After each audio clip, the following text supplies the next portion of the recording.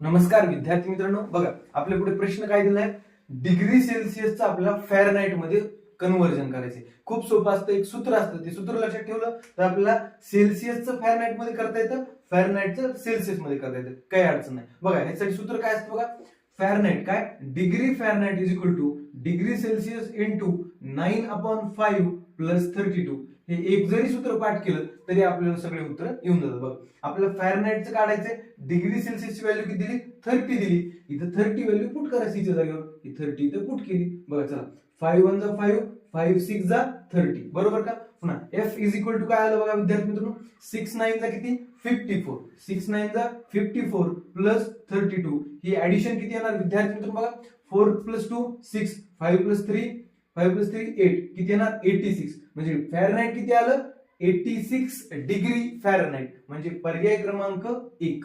धन्यवाद.